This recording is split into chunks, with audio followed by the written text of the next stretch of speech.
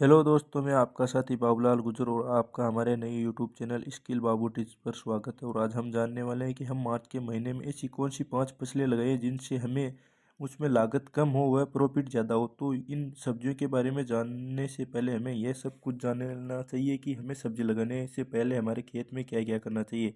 तो सबसे पहले हमें हमारे खेत में पलाऊ निकलाना चाहिए, जिससे कि क्या है, हमारी वो ज़मीन है, जैसे कि हमारे खेत की ज़मीन पोली हो जाए। पोली होने से क्या है, उस पेड़ की जड़ अच्छी तरीके से पकड़ लेती है। तथा हमें अपने पुलाव निकलाने के बाद खेत में देसी खाद डालना चाहिए, जैसे कि गोबर। अगर गोबर खाद ना हो तो वर्मी कंपोस्ट डालना चाहिए। तथा वर्मी कंपोस्ट डालने के बाद हमें अपने खेत में धुरे बनाने चाहिए, जैसे कि धुरियों के ऊपर हमें पेड़ लगाने से यह मुनाफा होगा कि हमारा पेड़ के ज़मीन में नीचे ना अड़ने से वो ऊपर जाएगा और उसे जो भी फल प्राप्त होगा उसे हम जल्दी तोड़ने में आसानी होगी।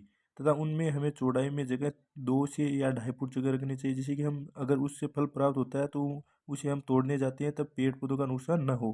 तथा हमें अपने खेत में कोई सब्जी लगाने से पहले यह सुनिश्चित कर लेना चाहिए कि हम मार्च के महीने में जो भी सब्जी लगा रही हैं उससे पहले हमें अपने सिंचाई के साधन को मजबूत कर लेना चाहिए, क्योंकि मार्च के महीने में और आगे भी अप्रैल के महीने में भी धूप अधिक पड़ती है। इसलिए हमें उन पेड़ पौधों में नमी बनाए रखना ज़रूरी है, जिससे कि हमारे पेड़ पौधों को नुकसान ना हो। अब हम जानते हैं कि ऐसी 5 कौन कौन सी सब्जियां हैं जो हम मार्च के महीने में लगा सकते हैं। तो वीडियो के लास्ट तक हमारे साथ बने रहिए।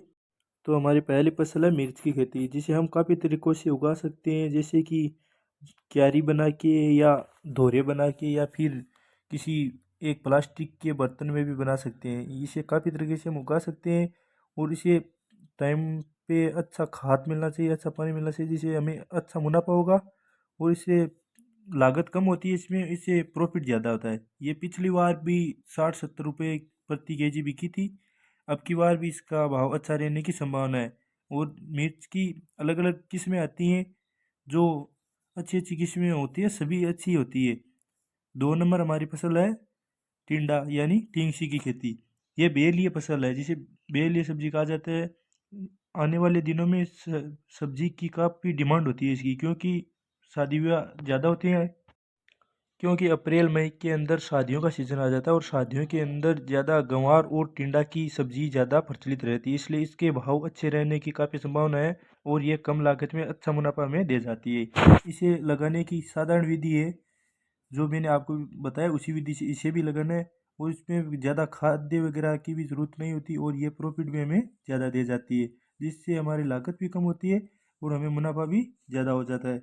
इसे हम साधारण विधि से लगा सकते हैं और इसमें कोई ज़्यादा उर्वरक वगैरह डालने की ज़रूरत नहीं है।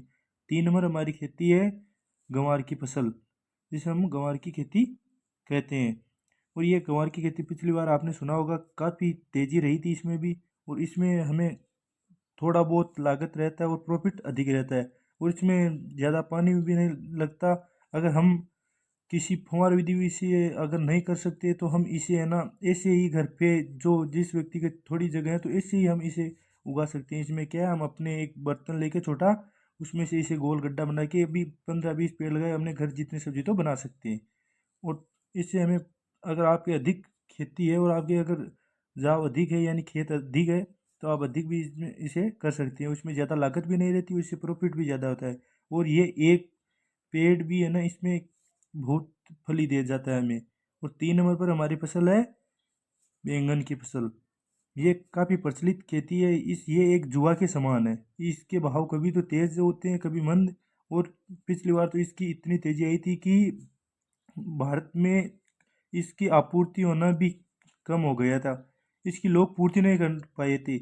इसलिए ये भारत में कहीं भी किसी भी मंडी में आसानी से बिक जाने वाली फसल है और इसमें लागत बहुत कम होती है। और इसकी 2 नस्लें आती हैं, जैसी एक आती है जो 3 साल रहती है और एक आती है जो 9 महीने रहती है। अगर आप घर के लिए उपयोग के लिए कर रहे हो तो 3 साल वाला देसी बीज लगाइए, और अगर आप बेचने के लिए कर रहे हो मंडी में तो देसी नस्ल वाला ये लगाइए 9 महीने वाला। इसमें उत्पादन काफ़ी रहता है, उसमें लागत बहुत कम रहती है। इसके भाव रहते हैं 30 से 40 रुपये पर केजी और ये उत्पादन भी हमें अच्छा दे जाता है और खाने के लिए भी अच्छा रहता है। ये ऑल इंडिया में बिकता है। 5 नंबर पर है हमारी सबसे फेवरेट टमाटर की खेती, जिसके बारे में आपने पिछली बार सुना होगा कि काफ़ी तेज़ी रही थी। बड़े बड़े यूट्यूबर इंस्टाग्राम पर रीलें भी बनी थी इससे।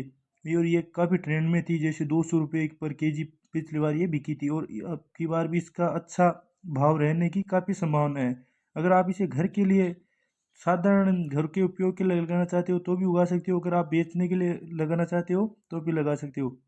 इससे काफ़ी प्रॉफिट रहता है, और इसमें थोड़ा स्प्रे करने में क्या है, हमें जल्दी रखनी पड़ती है, उसका ख्याल ज़्यादा रखना पड़ता है। इसका क्या है, जो पेड़ है वो मुलायम रहता है, ये टूटता जल्दी है, और इसका ध्यान ज़्यादा रखना पड़ता है, और इसमें कुछ ऐसी बड़ी बात नहीं है।